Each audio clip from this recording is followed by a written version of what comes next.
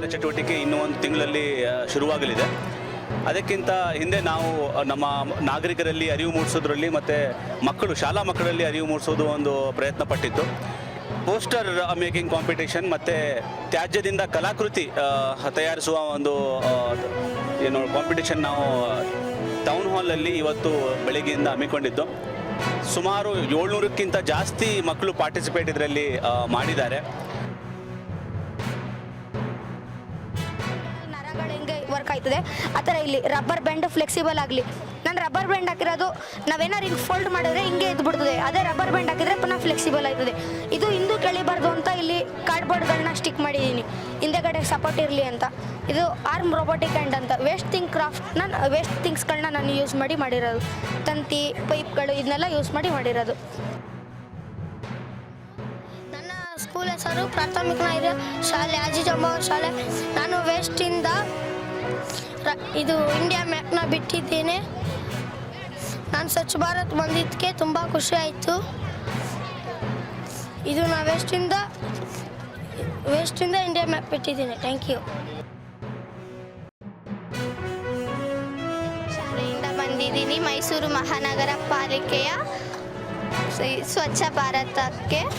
ಇದು small house ಮಾಡಿದ್ದೀನಿ. Waste ಆಗಿ ಬಿಸಾಕೋ ರಟ್ಟಿಂದ ಸ್ಮಾಲ್ ಹೌಸ್ ಮಾಡಿದ್ದೀನಿ. ತೆಂಗಿನಕಾಯಿದು ಕಂಠ ಬರುತ್ತಲ್ಲ ಅದರಿಂದ ಮೇಲ್ಗಡೆ ಮನೆ ಥರ ಮಾಡಿದ್ದೀನಿ. ಶರಣಾರ್ಥಿ ಸಾಹೇಬ್ರೆಲ್ಲ ಹೇಳ್ಯಾರ ನಿಮಗೆ. ನಮ್ಮ ಚಿಂತನೆಗಳು ಹೆಂಗಿರ್ತಾವಂದ್ರೆ, ಈಗ ಮೊಬೈಲ್ ಯೂಸ್ ಮಾಡ್ತೀವಿ ನಾವು. ಮೊಬೈಲ್ ಹೊಡಿಬಾರ್ದಂತ ಮೊಬೈಲ್ಗೊಂದು ಸ್ಕ್ರೀನ್ ಗಾರ್ಡ್ ಹಾಕ್ತೀವಿ, ಅದ್ರ ತಲೆ ಹೊಡಿಬಾರ್ದಂತ ಹೆಲ್ಮೆಟ್ ಹಾಕೋದಿಲ್ಲ ನಾವು. ಅಂದ್ರೆ ಮೊಬೈಲ ಭಾಳ ಮುಖ್ಯ ತಲೆಕ್ಕಿಂತ ನಮಗೆ.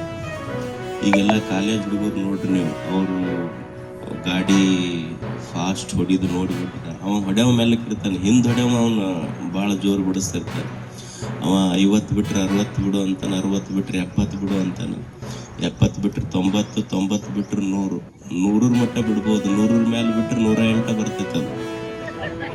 ಸೊ ಅದಕ್ಕೆ ಇದು ಮಕ್ಕಳಿಗೆಲ್ಲ ಗೊತ್ತಿರಬೇಕು. ಇದು ರಸ್ತಾ ಸುರಕ್ಷೆ ಅಲ್ಲ, ನಮ್ಮ ಸುರಕ್ಷೆ.